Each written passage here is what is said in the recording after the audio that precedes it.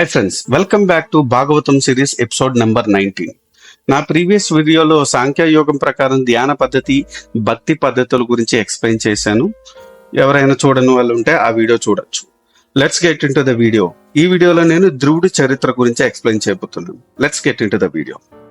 పూర్వం మను మహారాజుకు ఉత్తానపాదుడు అనే కుమారుడు ఉండేవాడు. ఆ ఉత్తానపాదుడికి ఇద్దరు భార్యలు, సునీతి, సురీచి.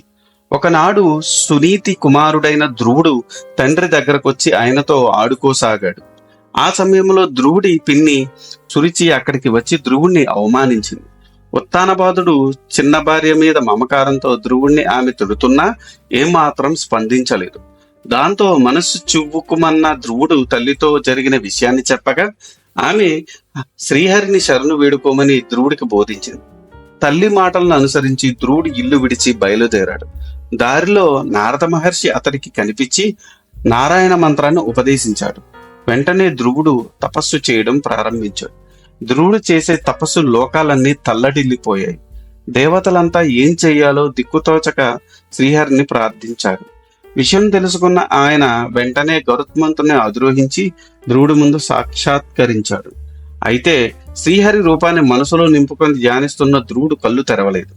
ఒక్కసారి ధ్రువుడిలో నిలిచిన తన రూపాన్ని శ్రీహరి ఉపసంహరించుకున్నాడు. అంతే, కళ్ళు తెరిచాడు ధ్రువుడు. ఎదురుగా దివ్యమంగళకారంతో శ్రీ మహావిష్ణువు అతడికి దర్శనమిచ్చాడు.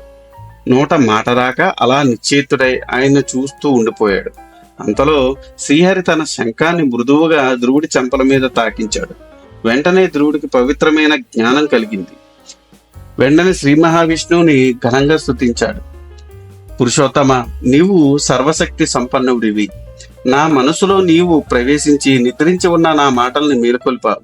అలాగే నా కర్మేంద్రియాలను, జ్ఞానేంద్రియాలను చైతన్యపరిచావు. సకల ప్రాణులలో అంతర్యామిగా ఉన్న నీకు నమస్కారం. స్వామి, త్రిగుణాత్మకమైన నీ మాయాశక్తితో ఈ సకల ప్రపంచాన్ని సృష్టించావు. అంతర్యామిగా నీవే అందులో ప్రవేశించావు. ఒకే అగ్ని వేరే వేరే కట్టలతో వేరువేరు రూపాలతో ప్రకాశించినట్టు నీవు కూడా ఒక్కడివే వివిధ రకాల ప్రాణుల్లో వివిధ రూపాలతో ప్రకాశిస్తుంటావు. పరంధామ, నిర్మలమైన వారు నీ మీద భక్తి ప్రవర్తులు కలిగిన సత్పురుషులతో నాకు సాంగత్యం ప్రసాదించు. దానివల్ల నేను నిత్యం నీ గుణాల్ని, లీలల్ని వింటూ పరవశించిపోతాను. తద్వారా దుఃఖభూయిష్టమైన సంసార సాగరాన్ని అవలీలగా దాటుతాను. ఈ విధంగా ధ్రువుడు చేసిన స్తుతి విని శ్రీహరి ఎంతో సంతోషించి, ఓ ధ్రువ, నీ భక్తి అనన్య సామాన్యం. నీవు చాలా కాలం రాజ్యపాలన చేసి చివరికి సర్వోత్తమైన ధ్రువపదానికి చేరుకుంటావు అని వరమిచ్చి అదృశ్యమయ్యాడు. వరాన్ని పొందిన ధ్రువుడు తిరిగి నగరానికి వచ్చాడు. ప్రజలంతా అతన్ని ఘనంగా స్వాగతించారు. ఉత్తానపాదుడు ధ్రువుడికి రాజ్యభారం అప్పగించి వానప్రస్థాశ్రమం స్వీకరించాడు. ధ్రువుడు సుభిక్షంగా రాజ్యపాలన చేసి చివరికి వరప్రభావంతో ధ్రువపదానికి చేరుకున్నాడు. అదే ధ్రువ మండలంగా మనం అందరం చెప్పుకుంటాం. ఇది ఈనాటి వీడియో. మరిన్ని ఇంట్రెస్టింగ్ వీడియోస్ కోసం మీరు చేయాల్సిందల్లా మా ఛానల్ సబ్స్క్రైబ్ చేసుకొని బెల్ నోటిఫికేషన్ ఆన్ చేసుకొని పెట్టుకుంది.